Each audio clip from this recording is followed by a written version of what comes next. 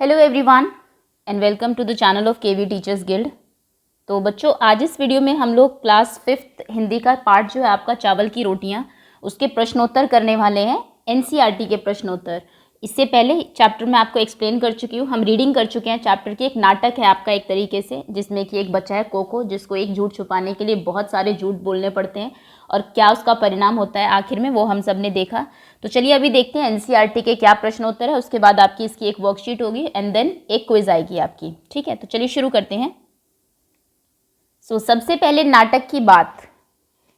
नाटक में हिस्सा लेने वालों को पात्र कहते हैं। आपको कहानी में शुरू में ही पात्रों का जिक्र किया गया है, तो जो भी नाटक में हिस्सा लेते हैं उन्हें पात्र कहा जाता है। कैरेक्टर्स उसके जो है मेन। जिन पात्रों की भूमिका महत्वपूर्ण होती है उन्हें मुख्य पात्र, और जिनकी भूमिका ज़्यादा महत्वपूर्ण नहीं होती उन्हें गौण पात्र कहा जाता है। जो बहुत इंपॉर्टेंट है इसमें, जैसे कोको की हम बात करें शुरू से आखिर तक है, तो वो मुख्य पात्र होंगे, और जो कुछ देर के लिए सिर्फ आते हैं उन्हें गौण पात्र कहा जाता है। बताओ इस नाटक में कौन मुख्य पात्र है और कौन गौण पात्र है। तो देखिए, अगर मुख्य पात्र की बात करें तो कोको मुख्य पात्र है, मिमी मुख्य पात्र है क्योंकि काफ़ी लंबे टाइम तक इसमें रहती है, और इसमें उनका जो दोस्त है तिनसु, वो भी मुख्य पात्र है।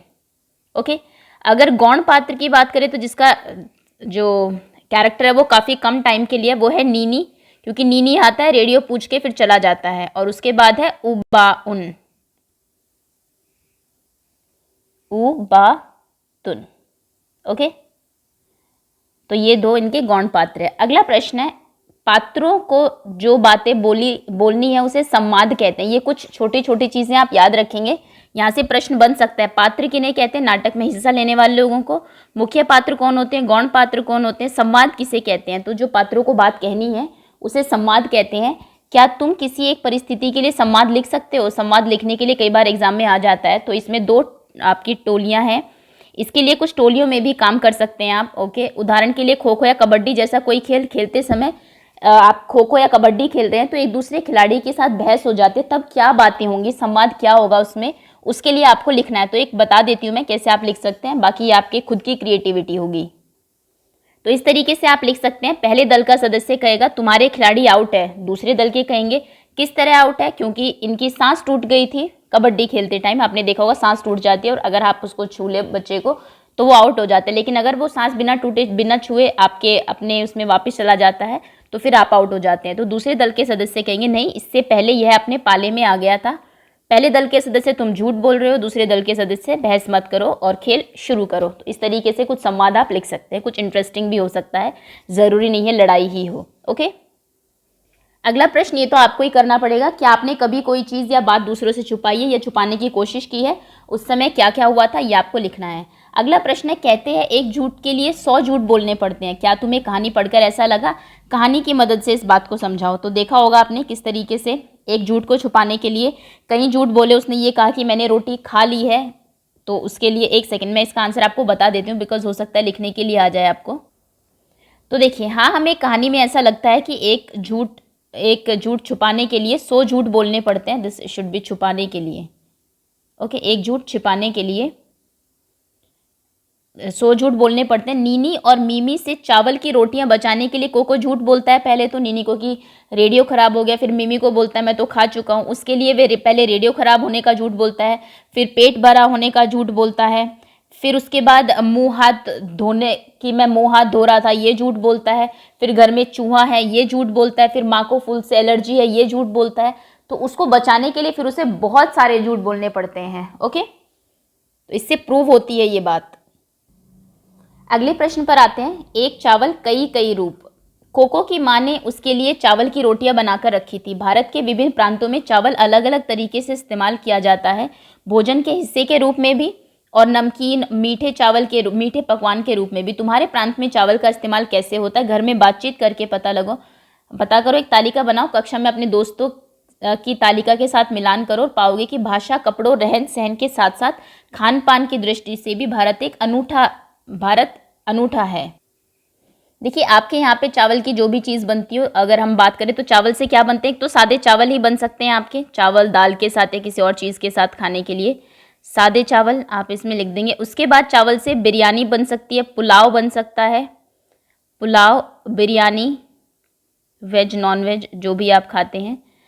एंड उसके बाद चावल से नमकीन बन सकती है, चावल की खीर बन सकती है, चावल की रोटियां, जैसे कि बताया गया आपको, रोटियां बन सकती है। तो इस तरीके से कोई और भी चीज़ अगर आपको याद आए तो आप लिख सकते हैं, ठीक है। अगला प्रश्न है आपका, अपनी तालिका में से चावल की बनी कोई एक खाने की चीज़ बनाने की विधि पता करो और उसके बिंदु आपको लिखने हैं। सामग्री क्या चाहिए, कैसे तैयारी करनी है और क्या विधि है बनाने की। चावल की कोई भी चीज़ आप लिख सकते हैं, जैसे कि खीर कहा था हमने। तो देखिए, खीर बनाने के लिए सामग्री होगी चावल, दूध, चीनी और मेवे, जिनको आप ड्राई फ्रूट्स कहते हैं।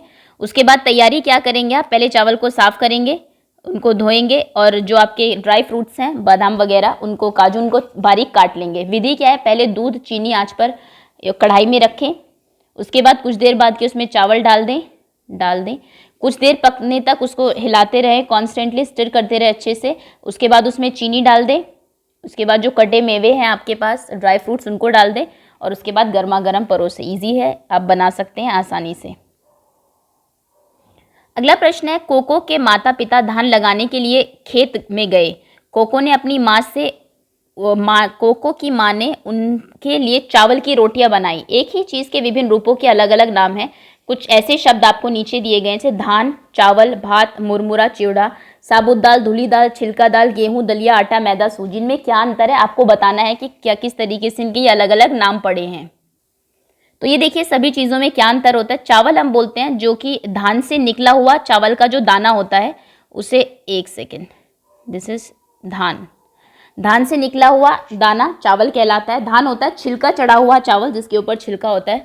उसके बाद भात होता है, वो पके हुए चावल को भात कहते हैं। उसके बाद मुरमुरा, धान को भूनकर मुरमुरे बनाए जाते हैं, बहुत क्रिस्पी होते हैं। चिवड़ा बोलते हैं, धान को भिगोकर पीसने से उसका चिवड़ा बन जाता है। ऐसे अगर आप दालों की बात करें, साबुत दाल होती है बिना छिलका उतारे या फिर बिना टूटी दाल, साबुत दाल कहलाती है। धुली दाल होती है बिना छिलके की जो दाल होगी, छिलका जिससे उतार दिया जाएगा उसको धुली हुई दाल कहते हैं। छिलका दाल बोलती हैं टूटी हुई दाल, लेकिन छिलके वाली दाल, जो टूटी हुई हो बीच में से लेकिन छिलका हो, उसको छिलका दाल कहते हैं। गेहूं, दलिया, आटा, मैदा, सूजी। गेहूं होता है साबुत जो दाने होते हैं उन्हें गेहूं कहते हैं। गेहूं को जब मोटा पीसा जाता है उसे दलिया कहते हैं। आटा जब बारीक पीसा जाता है उसे दलिया कहते हैं। और गेहूं को बारीक पीसकर, मैदा जब उसमें से मैदा जो बनता है वो बहुत बारीक पीसा जाता है गेहूं को, और उसका जो छिलके वाला पार्ट होता है उसको छान के अलग कर लिया जाता है, बिल्कुल बारीक वाला मैदा होता है। सूजी जो होती है वो जो बाकी जो हमारे अनाज होते हैं उनका आटा सूजी होता है।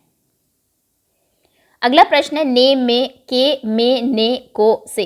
कोको की माँ ने कल दुकान से एक फूलदान खरीदा। ऊपर जो शब्द लिखे गए उनके नीचे रेखा खींची गई है, वे वाक्यों में शब्दों का आपस में संबंध बताते हैं। इसके लिए नीचे एक मज़ेदार किताब अनारको के 8 दिन का एक अंश दिया गया है, उसमें खाली स्थान को इसी प्रकार आपको भरना है। जैसे कि शुरू करें, अनारको एक लड़की है, घर खाली जगह, लोग उसे अन्नो कहते हैं, तो घर के लोग, एक सेकेंड, के लोग उसे अन्नो कहते हैं। अन्नो नाम छोटा जो है सो उस पर हुक्म चलाना आसान होता है। अन्नो नाम जल्दी कह के आसान हो जाता है हुक्म चलाना। अनार को नाम बड़ा है। अन्नो पानी ले आ, अन्नो धूप में मत जाना, अन्नो बाहर अंधेरा है, कहीं मत जा, बारिश में भीगना मत, अन्नो। और कोई बाहर खाली जगह घर में आए, कोई बाहर से घर में आए तो घर वाले कहेंगे ये हमारी अनार को है, प्यार से हम इसे अन्नो कहते हैं। प्यार से, तो प्यार से कहाँ कहते हैं, डांटने के लिए हमेशा अन्नो कहते हैं। आज अनार को सुबह सोकर उठी तो हाँफ रही थी, रात सपने खाली जगह बहुत बारिश हुई, तो रात सपने में बहुत बारिश हुई। अनारको को खाली जगह याद किया, तो अनारको ने याद किया और उसे लगा आज खाली जगह सपने में जितनी बारिश हुई, आज के सपने में जितनी बारिश हुई उतनी तो पहले के सपने में कभी नहीं हुई, कभी नहीं जम के बारिश हुई थी। आज खाली जगह सपने खाली जगह, तो इसमें आएगा आज के सपने में। और जमकर उसमें भीगी थी अनार को, खूब उछली थी, कूदी थी, चारों तरफ पानी छिटकाया था और खूब भीगी थी। तो इस तरीके से में, पर, के, में, से, इस तरीके से आप इनको कंप्लीट कर लेंगे। सो आई थिंक दैट्स ऑल। ये चैप्टर आपका यहाँ पर खत्म होता है। उम्मीद है कि ये सब आपको समझ में आ गया होगा। जल्दी ही आपकी एक वर्कशीट आएगी और उसके बाद quiz. So thank you so much for watching.